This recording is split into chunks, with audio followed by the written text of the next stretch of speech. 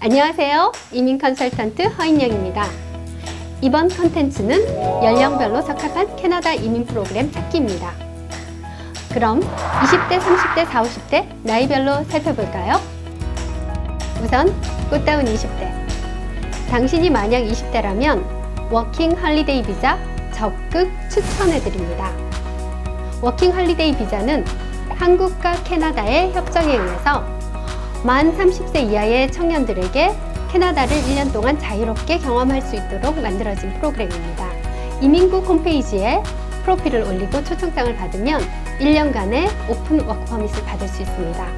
오픈 워크 퍼밋은 아주 장점이 많은 비자입니다.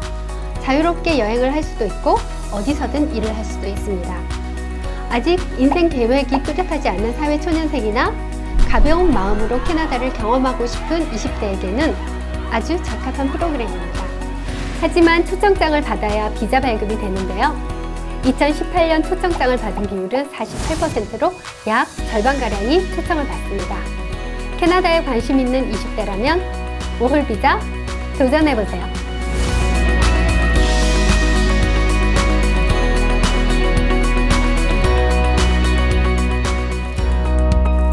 다음은 30대.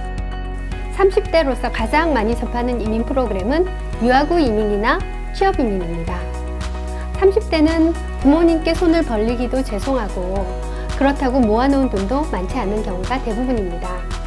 하지만 20대처럼 좌충우돌하며 시간을 낭비할 수 없으니 커리어나 영주권에 대한 목표가 점점 더 심각하게 다가오는 시기입니다. 사실 30대는 개인에 따라 유학이 더 적합한 경우가 있고 바로 취업을 하는 것이 훨씬 더 나은 경우도 있습니다. 한국에서 캐나다 북쪽 직업군에서 학력이나 경력이 충분히 있는데 캐나다 학력까지 갖춘다면 인맥이 쌓이고 영어가 늘면서 한국의 커리어를 살릴 가능성이 훨씬 높아지죠. 이런 경우라면 유학 후 이민 추천드립니다. 반면 영어가 준비되어 있지 않거나 딱히 커리어에 도움이 되지 않는 공부, 아예 무엇을 공부해야 될지조차 모른다면 취업 이민이 더 적합합니다.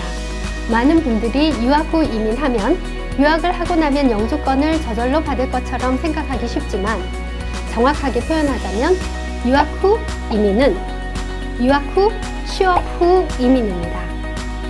대부분의 캐나다 이민은 졸업을 하더라도 취업이 반드시 따라야 하기 때문입니다. 취업부터 해서 영주권을 빨리 받으면 정규 과정을 마치는 데 걸리는 2~3년의 시간을 절약할 수가 있습니다. 그 이후에 공부를 하든 줄을 옮기든 이직을 하든 훨씬 더 편안하게 미래 계획을 세울 수가 있습니다.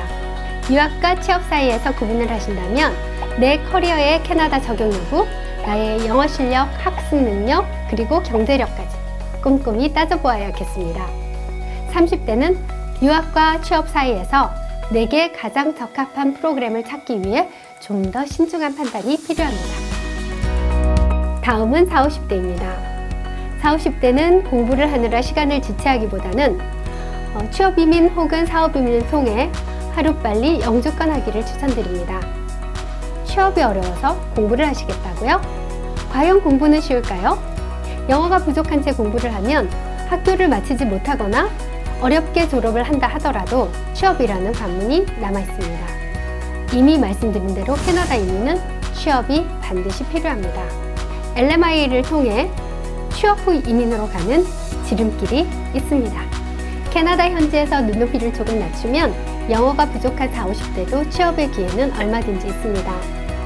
한국에서 캐나다 취업이 엄두가 나지 않는다고요? 또 인터넷에 보면 악덕 고용주에게 피해를 봤다는 사례들도 넘쳐납니다. 하지만 이런 사례들도 왜곡되고 과장된 경우도 많습니다. 캐나다도 사람 사는 곳인데 좋은 사람도 있고 나쁜 사람도 있습니다. 리서치를 많이 하고 믿을 만한 회사를 선정한다면 이 리스크 방지할 수 있습니다. 지금까지 연령별로 분석해보면 나이가 들수록 선택의 폭은 확연히 줄어든다는 점 알 수 있습니다. 캐나다 이민, 미국, 호주와는 달리 아직은 쉽습니다. 50대 후반이라도 영어가 서툴러도 충분히 취업과 이민이 가능합니다. 하지만 조금이라도 일찍 서두른다면 더 많은 기회와 더 많은 선택이 있겠죠?